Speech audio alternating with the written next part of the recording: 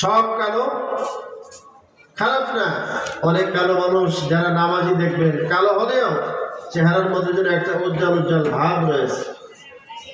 আবার অনেক সময় ফর্সা মানুষ কিন্তু চেহারা বিদঘটে।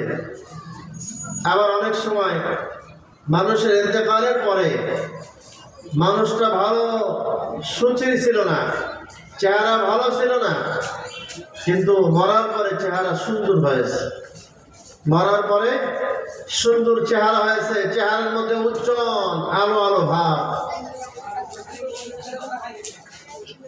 তো গুনাহের কারণে এক নম্বর সাজা হলো, এক নম্বরের ক্ষতি হলো সাওয়াদান ফিল ওয়াজহে, চেহারা কালো হবে। আর এই কালো হবে গুনাহের কারণে, দিলে দাগ পড়তে পড়তে কালো হয়, আরো দাগ পড়ে কালো হয়, এভাবে চেহারার মধ্যে ফুটে আসে। কালো মানুষ এরা কিন্তু সমাজের মধ্যে খারাপ না, কারণ কালো ধলো ফর্সা মেটে যত মানুষ আছে আল্লাহ তাআলা সব নির্ধারণ করছে, সব আল্লাহ তাআলা বানিয়েছেন। এই জন্য কাউকে গালিগালাজ করা যাবে না। লাল মিয়া, কালো মিয়া, ধলা মিয়া, কত রকমের মানুষ গালি দেয়, এটা বলা যাবে না।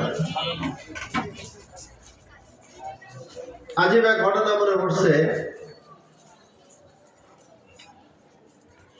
এবং আসাম রহমতুল্লাহ আলাইহি জগৎ বিখ্যাত একজন ইমাম ছিলেন, বড় মুহাদ্দিস, বড় বুজুর্গ ছিলেন। ইমাম আসাম রহমতুল্লাহ আলাইহি কুচ্ছি কালো ছিলেন, একেবারে কালো নিগ্রো, এবং তার বাড়িও ছিল হাবশি, বেলাল হাবশি রাদিয়াল্লাহু তাআলা আনহু। তিনি যেমন কালো, ওনার চেয়েও কালো ছিল ইমাম আসাম রহমতুল্লাহ আলাইহি। আশ-শাবরি থানবী রহমতুল্লাহ আলাইহি লেখেন,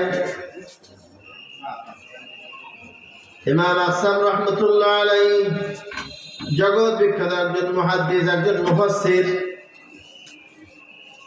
ইমাম আসাম রহমতুল্লাহ আলাইহি এত কালো মানুষ, খুব বিদঘটে চেহারা, আবার ঠোঁট মোটা, ঠোঁট মোটা আবার ঝোলানো, চোখ দুটো একদম ছোট ছোট।